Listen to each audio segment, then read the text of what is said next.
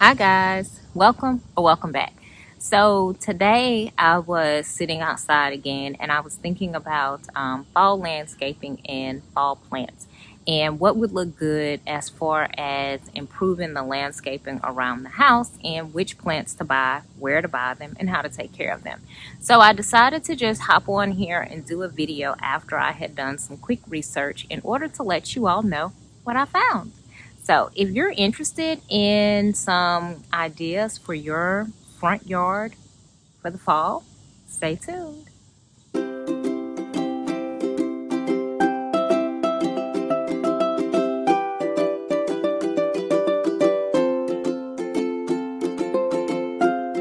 Thank you so much for joining me outside again. Okay, so today we're going to talk about 4 of the best plants that you can use for your fall foliage, fall landscaping in the front.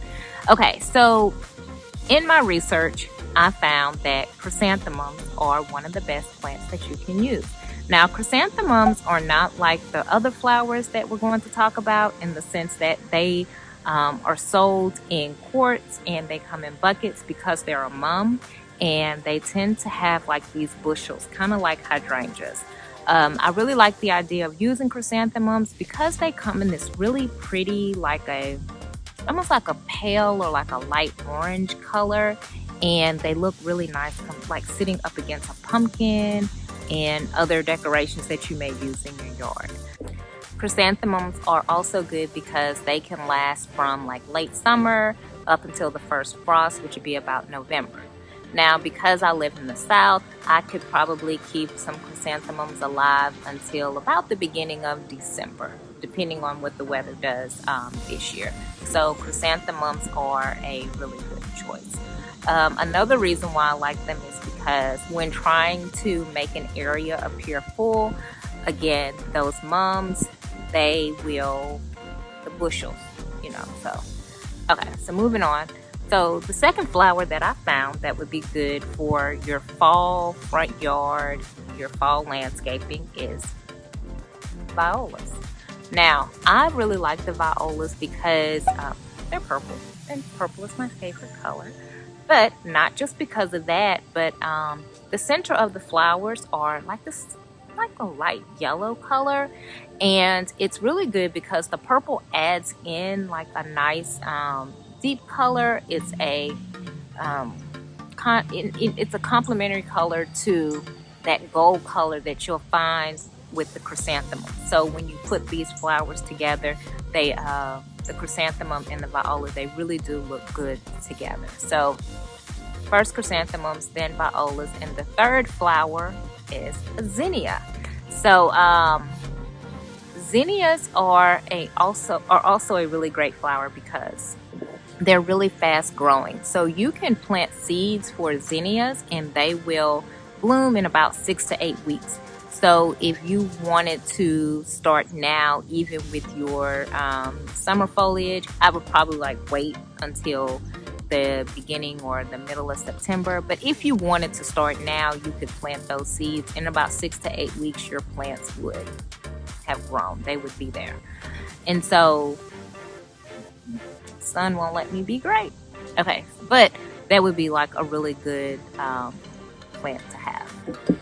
With some of the zinnias that I saw, again, they also have that pretty golden center that really looks nice with the chrysanthemums. But in addition to that, they also have a really deep, almost like a burgundy red color in a sense.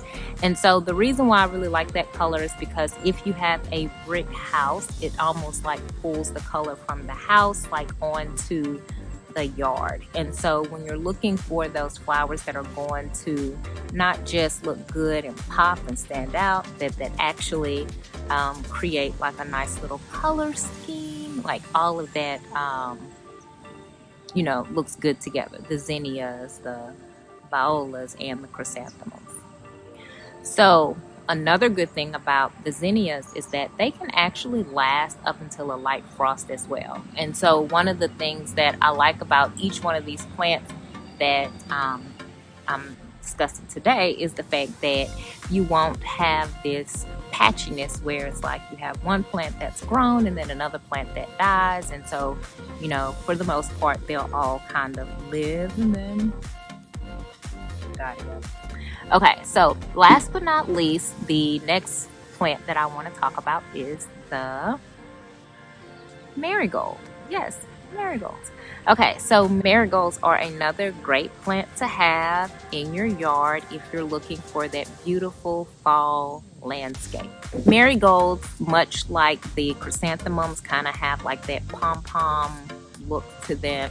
And again, it kind of like takes up a lot of space, and then with the colors, that golden color, it looks really good with the violas, the chrysanthemums, and the zinnias. So marigolds are another great flower. One of the things that I really like about the marigolds as well is that this is again another plant that could live and then survive up until the first frost. Okay, so now that we know which flowers that we would like to use in our fall landscape, let's talk about how to water them to keep them alive. So in the summertime, we know that our plants are more prone to drought, mainly because of the sun, the weather, you know, heat, all of that. And a lot of those plants do need quite a bit of water to survive. However, with your fall plants, a lot of those plants do not need a lot of water to survive, and the ground does remain just a little bit more moist in the fall and winter months. So one of the things we want to be sure that we do is not overwater the plants, but to just keep the top 2 to 3 inches of the soil wet.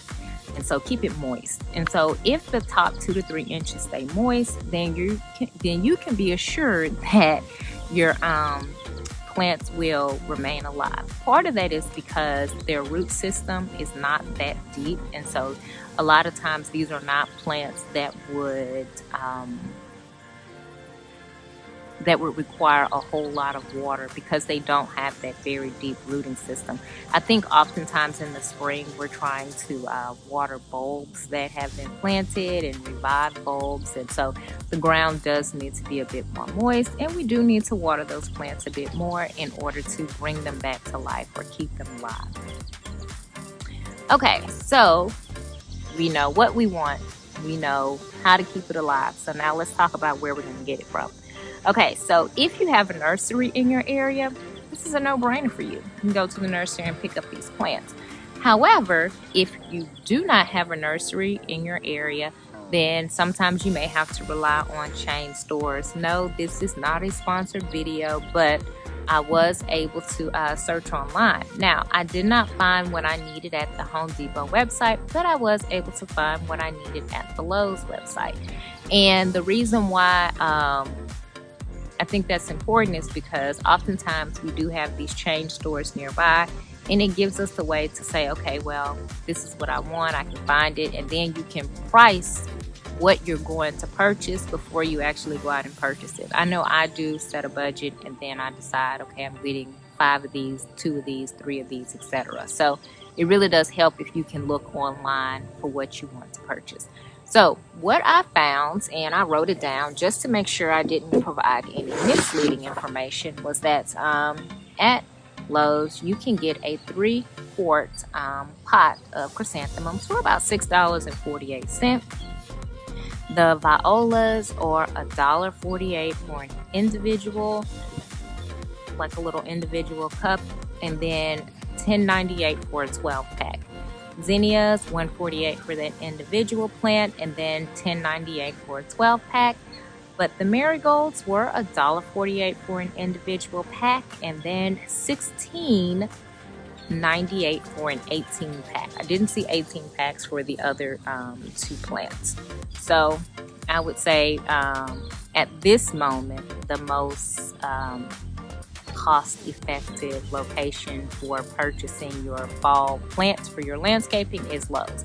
What I did find on the Home Depot site when I was looking at pricing, they did have some violas, and they were $1.58, which is only 10 cents more, and then $12.48 for a 12-pack, which is about $1.50 more.